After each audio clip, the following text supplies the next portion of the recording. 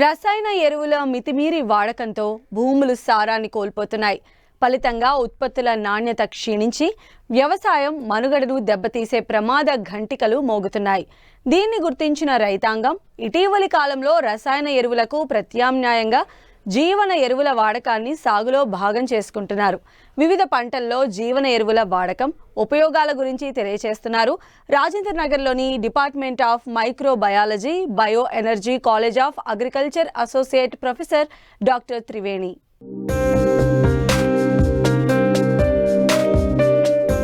వ్యవసాయంలో జీవన ఎరువుల ప్రాముఖ్యత నానాటికి పెరుగుతోంది. సహజ సిద్ధంగా నత్రజని, భాస్వరం, పొటాష్లను మొక్కలకు అందుబాటులోకి తేవడంలో ఇవి కీలక భూమికను పోషిస్తున్నాయి. వాతావరణంలో వచ్చిన మార్పులకు తోడు రకరకాల రసాయనాలతో భూమి కలుషితమై రాను రాను నిస్సారంగా తయారవుతోంది. ఈ విపరీత పరిణామాల నుంచి భూమి యొక్క ఆరోగ్యాన్ని సంరక్షించేందుకు రైతు వ్యవసాయంలో పెట్టే పెట్టుబడి తగ్గించుకొని సుస్థిరమైన వ్యవసాయాన్ని కొనసాగించేందుకు ఈ జీవన ఎరువులు తోడ్పడుతున్నాయి. కేవలం 100 రూపాయల ఖర్చుతో రసాయన ఎరువుల్ని 15 నుంచి 20% తగ్గించుకొని 15 నుంచి 20% పంట దిగుబడి పెంచుకునే అవకాశం ఉంది. మనం వ్యవసాయంలో ఎక్కువగా మనకు సేంద్రియ కార్బనం గురించి మాట్లాడుకుంటున్నాం కాబట్టి ఎప్పుడైతే మనం ఈ సూక్ష్మజీవులు ఉపయోగకరమైన సూక్ష్మజీవులు మనం ఎరువులుగా వాడినప్పుడు ఈ యొక్క సేంద్రియ కార్బనం పెరిగి మొక్కకు అన్ని పోషకాలను లభ్యతలోకి తీసుకొస్తాయి. మనం ఆహారం ఎక్కువగా ఉత్పత్తి చేయగలుగుతున్నాం. ఏదైనా మనం తినే ఆహార పంటల్లో కానీ కూరగాయల్లో కానీ అలాగే పండ్ల తోటల్లో పండించిన పండ్లలో కానీ నాణ్యత ఉండట్లేదు. ఉత్పాదకత మనం పెంచగలుగుతున్నాము కానీ దానిలో నాణ్యత లేదు. కాబట్టి ఈ జీవన ఎరువుల్ని మనం సేంద్రియ ఎరువులుగా వాడుకొని మనం గింజ నాణ్యతను కానీ అలాగే మనం తీసుకునే ఆహారంలో కానీ పోషకాల విలువను పెంచుకోవచ్చు. మనం వాడే రసాయన ఎరువులను 15 నుంచి 20% వరకు తగ్గించుకొని ఈ ఉపయోగకరమైన సూక్ష్మజీవుల్ని ప్రతి పంటలోనూ వాడుకున్నట్లయితే వ్యవసాయంలో పండించడానికి అయ్యే ఖర్చును తగ్గించుకోవచ్చు. అలాగే పంట యొక్క దిగుబడిని 15 నుంచి 20% వరకు పెంచుకోవచ్చు. రైతు సోదరులు ప్రతి పంట వేసేటప్పుడు ఖరీఫ్లో కానీ అలాగే రబీలో కానీ వేసంగి పంటల్లో కానీ మనం తగిన మోతాదుల్లో ఈ జీవన ఎరువులను వాడుకున్నట్లయితే మన భూమి యొక్క ఫర్టిలిటీ పెరుగుతుంది. అంతేకాకుండా ఉత్పాదకతతో పాటు మనం నాణ్యమైన ఉత్పత్తిని కూడా పెంచుకోవచ్చు. అంతక్రితం ఎక్కువగా నత్రజని స్థిరీకరించే బ్యాక్టీరియా అయిన రైజోబియంని ఎక్కువగా వాడుకునేవాళ్ళం. ప్రస్తుతం అన్ని వాణిజ్య పంటల్లో మనము అజిటోబ్యాక్టర్ అనే బ్యాక్టీరియాని ఆ బ్యాక్టీరియా వలన వాతావరణంలో మొక్కకు లభ్యం కానీ 78% నత్రజనిని మనకు ఉపయోగంలోకి తీసుకొస్తాయి. కూరగాయల పంటల్లో కానీ పండ్ల తోటల్లో కానీ అలాగే వివిధ రకాలైన వాణిజ్య పంటల్లో 15 నుంచి 20% వరకు ఈ నత్రజనిని స్థిరీకరించడానికి అజిటోబ్యాక్టర్, అజోస్పైరిలం వివిధ పంటల్లో వాడుకున్నట్లయితే మనం మొక్క పెరుగుదలకు కావలసిన నత్రజనిని 20% వరకు మొక్కల్లో అందించుకోవచ్చు. భాస్వరాన్ని కరిగించి మొక్కలకు అందించే సూక్ష్మజీవులు నేలలో వేయడం వల్ల భూమిలో ఎంజైమ్లను రకరకాల ఆమ్లాలను ఉత్పత్తి చేసి నేలలో ఉండి కూడా కరగని భాస్వరాన్ని కరిగించి మొక్కల వేర్లు తీసుకునేలా దోహదం చేస్తాయి. అంతేకాకుండా సూక్ష్మ పోషకాలతో కలిసి ఉన్న భాస్వరాన్ని విడుదల చేసి మొక్కలకు అందిస్తాయి. భాస్వరం కరిగించే జీవన ఎరువులను అన్ని రకాల పంటల్లో వాడి లాభాలు పొందవచ్చు. ఇప్పుడు మనం భాస్వరం యొక్క పోషక విలువలను తెలుసుకోవాలంటే మన తెలంగాణ ప్రాంతంలో భాస్వరం 100% మనకి భూమిలో దొరుకుతుంది. కానీ భాస్వరం మొక్కకు 15 నుంచి 20% మాత్రమే లభ్యతలో ఉంది. మనకు భాస్వరం ఓన్లీ మొక్క పెరుగుదలకు మాత్రమే తోడ్పడుతుంది. కానీ రైతు సోదరులు కాంప్లెక్స్ ఫర్టిలైజర్ ద్వారా అంటే 317, 319, 320 వేయడం వలన భూమిలో ఉన్న భాస్వరం అలాగే మనకు ఉపయోగకరమైన సూక్ష్మ పోషకాలతో కలిపి స్థిరీకరించబడుతుంది. కాబట్టి మన తెలంగాణ ప్రాంతంలో 100% భాస్వరం ఉన్నప్పటికీ మొక్క 20% తీసుకోగలుగుతుంది. అందుకు అనుగుణంగా మేము పరీక్షా కేంద్రాల్లో పరీక్షించి 3 రకాలైన భాస్వరాన్ని కరిగించే సూక్ష్మజీవులను గుర్తించాము. అవి బ్యాసిల్లస్ సబ్టిలిస్, అలాగే సూడోమోనాస్ ఫ్లోరసెన్స్, ట్రైకోడర్మా విరిడి. ఈ మూడిటిని మనం వేరువేరుగా కానీ కలిపి కానీ మనం భూమిలో వేసుకున్నట్లయితే మన భూమిలో భాస్వరం యొక్క లభ్యత పెరుగుతుంది. అంతేకాకుండా భూమిలో స్థిరీకరించబడిన సూక్ష్మ పోషకాలు అల్యూమినియం కానీ, జింక్ కానీ, బోరాన్ కానీ, మెగ్నీషియం కానీ మొక్కలకు అందుబాటులోకి తీసుకురావడానికి ఈ సూక్ష్మజీవులు ఎంతగానో తోడ్పడతాయి. వివిధ రకాలైన పంటల్లో నత్రజని స్థిరీకరించే సూక్ష్మజీవిని అలాగే భాస్వరాన్ని కరిగించే సూక్ష్మజీవిని కలిపి వాడుకున్నట్లయితే ఎక్కువ లాభదాయకంగా ఉంటుంది. అంతేకాకుండా మన పంట భూముల్లో భాస్వరాన్ని కరిగించే సూక్ష్మజీవులైన సూడోమోనాస్ ఫ్లోరసెన్స్ని కానీ, బ్యాసిలస్ సబ్టిలిస్ని కానీ వాడుకున్నట్లయితే మొక్క యొక్క వ్యాధి నిరోధక శక్తి పెరిగి మనకు వేరుకుళ్ళు కానీ, కాండము కుళ్ళు కానీ, అలాగే ఎండు తెగులు లాంటి తెగుళ్ళను తగ్గించుకోవచ్చు.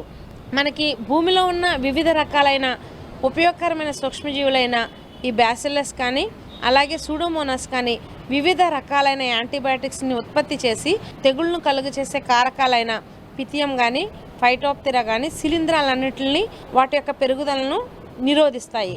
అన్ని పంటల్లో ఈ జీవన ఎరువులు వాడుకోవచ్చు.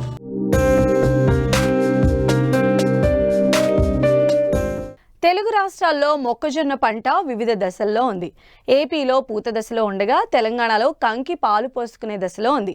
అయితే ఇటీవల కురిసిన వర్షాలకు మొక్కజొన్నలో చీడపీడలు ఆశించినట్లు శాస్త్రవేత్తలు గుర్తించారు.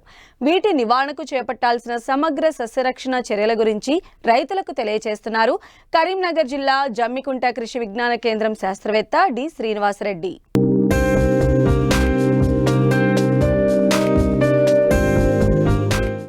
తెలుగు రాష్ట్రాల్లో ఖరీఫ్లో వర్షాధారంగా సాగు చేసిన మొక్కజొన్న పంట వివిధ దశల్లో ఉంది. తెలంగాణలో తక్కువ విస్తీర్ణంలో సాగైంది. అయితే ఇటీవల వరుసగా కురిసిన వర్షాల కారణంగా మొక్కజొన్నలో చీడపీడల ఉధృతి పెరిగింది. ముఖ్యంగా ఎండు తెగులు, పేనుబంక, కత్తెర పురుగు ఆశించినట్లు శాస్త్రవేత్తలు గుర్తించారు. వీటిని సకాలంలో నివారించకపోతే పంట నష్టం జరిగే అవకాశముంది. కాబట్టి వీటిని గుర్తించిన వెంటనే సమగ్ర సస్యరక్షణ చర్యలు చేపట్టాలి.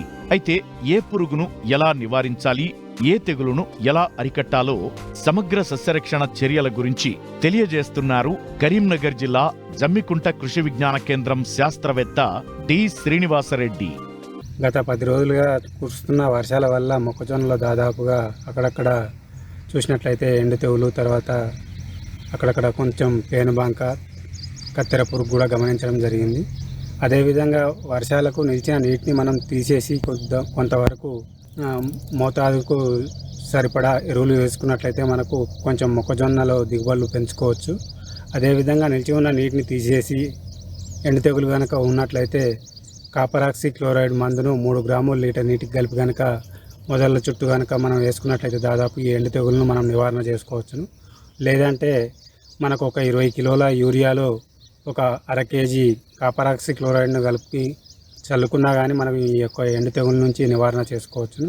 లేదంటే మనకు మొక్కజొన్నలో దాదాపుగా చూసుకున్నట్లయితే ఈ యొక్క జీవశిలీంద్రనాశనం అయినటువంటి ట్రైకోడర్మా విరిడీని 2 కిలోలను తీసుకొని, అదేవిధంగా మనకు 80 నుంచి 100 కిలోల మాగిన పశువుల పేడలో కలిపి కనుక ఒక 15 నుంచి 20 రోజులు వృద్ధి చేసుకొని మనం 1 ఎకరాకు చల్లుకున్నట్లయితే దాదాపు ఈ యొక్క మొక్కజొన్నలో ఎలాంటి తెగుళ్ళు కూడా రాకుండా చేసుకోవచ్చు. అదేవిధంగా చూసినట్లయితే వర్షాలకు అక్కడక్కడ మనకు ఈ యొక్క కాండంకుళ్ళు తెగులను కూడా మనం గమనించవచ్చును. ఈ యొక్క కాండంకుళ్ళు తెగులను నివారణ చేసుకోవడానికి బ్లీచింగ్ పౌడర్ను మనము ఒక 3 నుంచి 4 కిలోలు తీసుకొని నీటి తల్లు ఇచ్చినప్పుడు కనుక కలుపుకున్నట్లయితే ఈ యొక్క కాండంకుళ్ళు తెగులు కూడా రాకుండా మనం మొక్కజొన్నలో ఎలాంటి తెగుళ్ళను కూడా రాకుండా నివారణ చేసుకోవచ్చు. అదేవిధంగా చూసుకున్నట్లయితే కత్తెర పురుగు దాదాపుగా గత 2 సంవత్సరాలుగా చూసినట్లయితే మొక్కజొన్నలో ఎక్కువగా మనకు ఈ యొక్క కత్తెర పురుగును గుర్తించడం జరిగింది. కత్తెర పురుగు నివారణకు చూసుకున్నట్లయితే దాదాపుగా ఎకరానికి 4 నుంచి 5 లింగాకర్షక బుట్టలు పెట్టుకున్నట్లయితే దాంట్లో ఈ యొక్క కత్తెర పురుగు యొక్క మగ రెక్కల పురుగులు వచ్చి పడి మనకు బయట ఆడరెక్కల పురుగులు మిగులుతాయి. కాబట్టి ఆ యొక్క ఆడరెక్కల పురుగులను గుడ్లు పెట్టకుండా నివారణ చేసి దాదాపుగా 50 నుంచి 60% వరకు ఈ యొక్క కత్తెర పురుగును నివారణ చేసుకోవడానికి అవకాశం ఉంది. అదేవిధంగా కత్తెర పురుగును మనం మొదటి దశలో గుర్తించినట్లయితే దాదాపుగా క్లోరాంత్రానిల్ప్రోల్ అనే మందును 60 ml ఎకరానికి కనుక కలిపి పిచికారీ చేసుకున్నట్లయితే ఈ యొక్క కత్తెర పురుగు రాకుండా చేసుకోవచ్చు.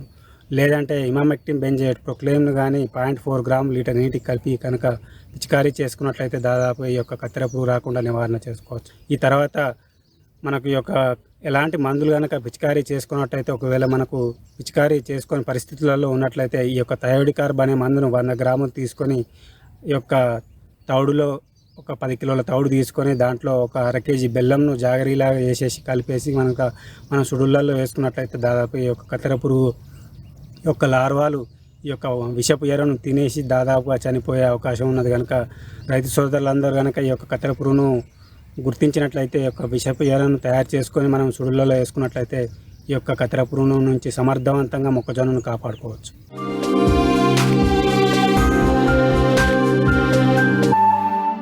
ఏ కూరగాయ పంట దిగుబడి అయినా ఆరోగ్యవంతమైన నారుమడి పెంచడంపైనే ఆధారపడి ఉంటుంది.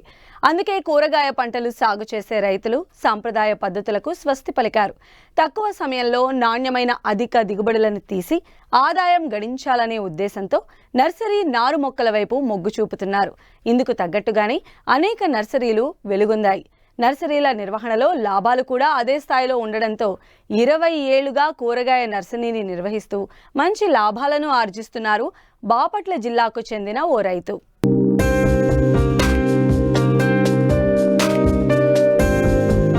మారుతున్న కాలానికి అనుగుణంగా సాగు విధానంలో రైతులు కొత్త ఒరవడికి శ్రీకారం చుడుతున్నారు. సంప్రదాయ విధానాలకు స్వస్తి పలికి ఆధునిక పద్ధతులు పాటిస్తున్నారు. ఇప్పుడు 190% మంది రైతులు హైబ్రిడ్ విత్తనాలనే ఎక్కువగా వాడుతున్నారు.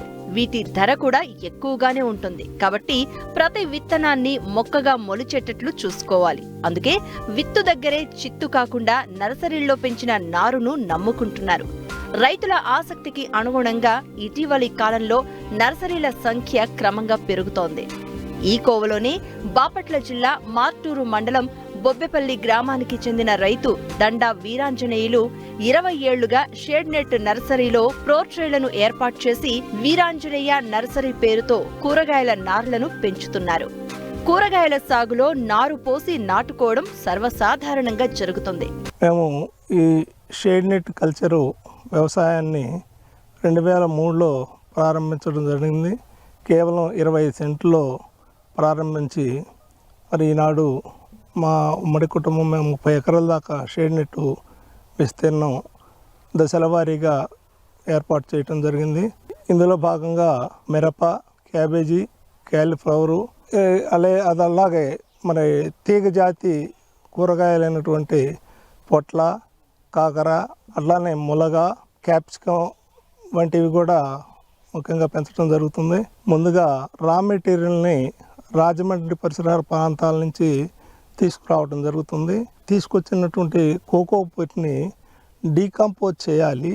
ఈ డీకంపోజ్ చేసేటటువంటి విధానంలో 2 రకాలు ఉన్నాయి. ఒకటి ప్రధానంగా ఆర్గానిక్ దాని మీద బేస్ మీద చేసినట్లయితే 1 టన్నుకి 100 కిలోల చివికిన పశువుల ఎరువుని మిశ్రమం చేసి 15 రోజులకోసారి తేలిగ్గా తడి ఇవ్వటం జరుగుతుంది. ఆ తడి ఇచ్చిన తర్వాత ప్రతి నెలకి ఒకసారి పూర్తిగా తిప్పటం జరుగుతుంది. తిప్పి దాన్ని డీకంపోజ్ చేసిన తర్వాత దాంట్లో మిశ్రమాలైనటువంటి ఈ ట్రైకోడెర్మా విరిడి, సుడామానోసు, తర్వాత అజిటోబ్యాక్టీరియా, ఫాస్ఫోబ్యాక్టీరియా, మెన్యూర్ సంబంధించినటువంటి అన్నీ కూడా మిశ్రమం చేసి ఆ మిశ్రమం అయినటువంటి దాంట్లో కోకోపిట్లో మనకు కావాల్సినటువంటి క్యాబేజీ కావచ్చు, క్యాలీఫ్లవర్ కావచ్చు, టమాటా కావచ్చు, బంతి కావచ్చు, మిరప కావచ్చు, వీటన్నిటి నాటుకోవడం జరుగుతుంది. ఒక్కొక్కటి ఒక్కొక్క పద్ధతిలో ఉత్పత్తి అవుతుంది. ఈ మిరప వచ్చేసరికి 45 రోజులు మరి మొక్కలు పెరిగే పరిస్థితి ఉంటుంది. అదే క్యాబేజీ వచ్చేసరికి 35 నుంచి 40 రోజుల్లో సీడ్లింగ్స్ తయారవుతాయి. అదే బంతి వచ్చేసరికి 25 నుంచి 30 రోజులు, క్యాలీఫ్లవర్ కూడా 35-40 రోజులు ఉంటుంది. అదే బీర కానివ్వండి, సొర కానివ్వండి, కాకర కానివ్వండి, ఇవన్నీ కూడా మనకి 25 రోజులు 30 రోజుల్లో తయారవుతుంది. అదే పపాయ వచ్చేసరికి 30 రోజుల్లో ఉత్పత్తి అవుతుంది. ఈ విధంగా తయారైనటువంటి ప్రధాన పంటలు నాటుకోవటం జరుగుతుంది. సంప్రదాయ పద్ధతిలో నారు పెంచడం వల్ల ఏమాత్రం వాతావరణ ఒడిదుడుకులు ఎదురైనా నారు దెబ్బతినడం వల్ల సకాలంలో నాటు వేసే పరిస్థితి ఉండదు. దీనివల్ల రైతుకు శ్రమ, ఖర్చు పెరగడంతో పాటు పంట కాలం కూడా వృధా అవుతుంది. అందుకే షేడ్ నెట్లలో నారు పెంచే నర్సరీలను ఆశ్రయిస్తున్నారు రైతులు. నర్సరీ నిర్వాహకులు కూడా ప్రతి విత్తనాన్ని మొలిచేలా జాగ్రత్తలు తీసుకుంటున్నారు. క్యాబేజీకి వచ్చేసరికి బోదెలు తోలుతాం. బోదెలు తోలిన తర్వాత బోదెల్లో అటువైపు ఇటువైపు బోదెకి రెండు వైపుల మొక్క నాటినప్పుడు సాలుకి 12 అంగుళాలు వస్తుంది. మొక్కకి 15 అంగుళాల దాకా వస్తుంది. ఆ విధంగా నాటినప్పుడు 20 నుంచి 25 వేలు మొక్కలు ఒక ఎకరానికి వచ్చే పరిస్థితి ఉంటుంది. ఇందులో విత్తనం మేము నాటిని సెలెక్ట్ చేసుకున్నటువంటిది ఇండో అమెరికన్ కృష్ణ అనేది. ఇది 90 రోజులకు వస్తుంది. 70 రోజులకి మనం తీసుకుంటే 1.5 కిలో, 80 రోజులకి తీసుకుంటే 2 కిలోలు, అదే 90-95 రోజుల తర్వాత తీసుకుంటే 3 కిలోలు, 3.5 కిలో అట్లా వస్తుంది. అట్లానే ఈ మొక్కలు పెంపకంలో మనకి 35 రోజులకి మొక్క ట్రాన్స్ప్లాంటేషన్కి వస్తుంది. ఈ ప్రోట్రేలలో నాటుకుంటాము. ఈ ఒక్కొక్క ప్రోట్రేకి 98 అంటే 98 కుంటలతో కూడినటువంటిది ఏర్పడుతుంది. దాంట్లో 1.5 కిలో సుమారుగా కోకోపిట్ పడుతుంది. ముందుగా విత్తనం కోకోపిట్ వేయటం జరుగుతుంది. కోకోపిట్ వేసిన తర్వాత దాంట్లో చిన్న చిన్న కుంటలుగా ఏర్పాటు చేసుకొని ఆ కుంటల్లో విత్తనం వేయటం జరుగుతుంది. ఆ విత్తనం వేసిన తర్వాత మళ్ళీ ఇంకొక రో అంటే ఒక కోకోపిట్ పైన వేయటం జరుగుతుంది. దాన్ని మనం 15 ట్రేలు కుప్పగా పెట్టడం జరుగుతుంది. ఈ 15 రోజులు ట్రేలు కుప్పగా పెట్టిన తర్వాత మనకి 5 నుంచి 7 రోజుల మధ్యకాలంలో మొక్కలు రావటం జరుగుతుంది. మొక్కలు వచ్చిన తర్వాత మనం బెడ్ మీద పరిచి పెడతాము. బెడ్ మీద పరిచి పెట్టిన తర్వాత దాదాపుగా 35-40 రోజులకి వస్తుంది. ఎక్కువగా ఈ ఆర్గానిక్ దాంట్లో పెంచుతున్నాం కాబట్టి పెద్దగా మనకి చీడపీడలకి వచ్చే అవకాశం ఉండదు. ఈ షేడ్ నెట్ విధానంలో కూడా మనకు 2 రకాలుగా ఉంది. 2 రకాల లేయర్లు కలిగినటువంటి షేడ్ నెట్ ఉంది. ఒకటి ఇన్సెక్ట్ నెట్ ఉంటుంది, ఒకటి థర్మల్ కూల్ నెట్ ఉంటుంది. ఈ ఇన్సెక్ట్ నెట్ 30 డిగ్రీల లోపల ఉన్నప్పుడు ఒకే షేడ్ నెట్ వినియోగిస్తాము. 30 నుంచి 35 డిగ్రీల ఉష్ణోగ్రత 35 డిగ్రీలు దాటిన ఉష్ణోగ్రతలు కనుక ఉంటే సెకండ్ లేయరు లాగుతాము. ఎండ తీవ్రతను తగ్గించుకోవడానికి ఉపయోగపడుతుంది. ఇంకా పురుగులు కూడా ఈ షేడ్ నెట్లో పెంచుతాం కాబట్టి పురుగులు కూడా చాలా తక్కువగా ఉంటుంది. ఒకవేళ ఏదన్నా మనకి పురుగు వచ్చింది, ఉధృతంగా ఉంటుంది అనుకుంటే నోక్రాను, ఈ ఆర్తియాను రోగాలు లాంటివి మనం స్ప్రే చేసుకుంటే ఈ 45 రోజులు నారు పంట కాలంలో 2 విడతలు 3 విడతలు వేసుకుంటే సరిపోతుందని చెప్పి మా యొక్క అనుభవపూర్వకంగా తెలియజేసుకోవడం జరుగుతుంది. సంప్రదాయ పద్ధతిలో కంటే ప్రోట్రేలలో నారును పెంచడం వలన ప్రతి విత్తనం నారు మొక్కగా అందివస్తుంది. షేడ్ నెట్లలో వాతావరణం నియంత్రణలో ఉంటుంది కనుక చీడపీడలు సోకే అవకాశం చాలా తక్కువగా ఉంటుంది. నారు మొక్కల్లో వేరు వ్యవస్థ సమానంగా పెరగటం వల్ల ప్రధాన పొలంలో నాటినప్పుడు ఎలాంటి ఒత్తిడికి గురికావు. నాటిన వెంటనే పెరుగుదలకు అవకాశం ఉంటుంది కనుక దిగుబడులు ఆశాజనకంగా ఉంటాయి.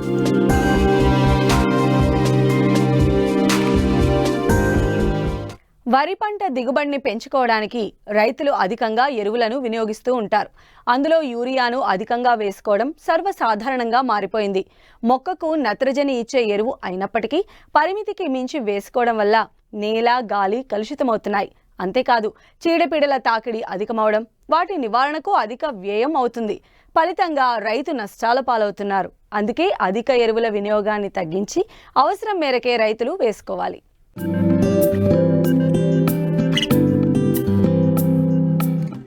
ఏళ్ల తరబడి వరిని సాగు చేస్తున్నారు రైతులు.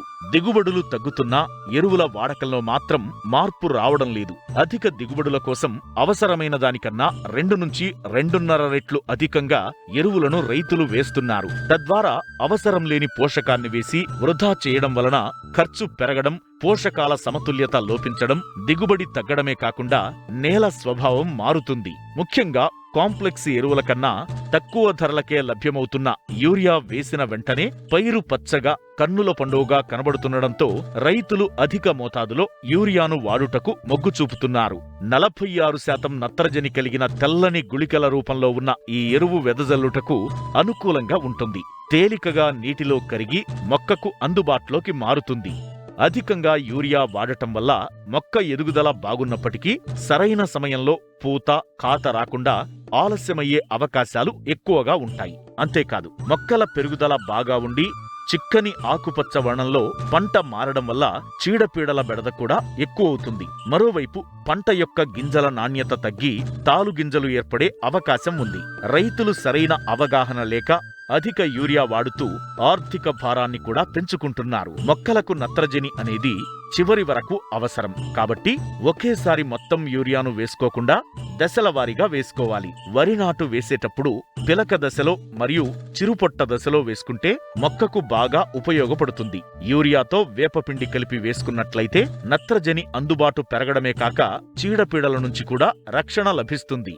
యూరియాను భూమిలో తగినంత తేమ ఉన్నప్పుడు మాత్రమే వేసుకోవాలి. భూమిలో తేమ లేకపోయినా ఎరువులు వేసిన తరువాత నీటిని అందించడానికి అవకాశం లేనప్పుడు సాధారణంగా 2-3% యూరియా ద్రావణాన్ని పిచికారీ చేసుకోవాలి. చివరగా రైతులకు చెప్పేదేమంటే కాంప్లెక్స్ ఎరువులు యూరియాకు ప్రత్యామ్నాయం కాదు. అధిక మోతాదులో వేసే యూరియా చీడపీడలను ఆకర్షిస్తుంది, పెట్టుబడులను కూడా అధికం చేస్తుంది. అవసరం మేర యూరియాను వాడి అధిక ఎరువుల వినియోగాన్ని తగ్గిద్దాం. అధిక దిగుబడిని సాధిద్దాం. నేల యొక్క ఆరోగ్యాన్ని కాపాడుకుందాం.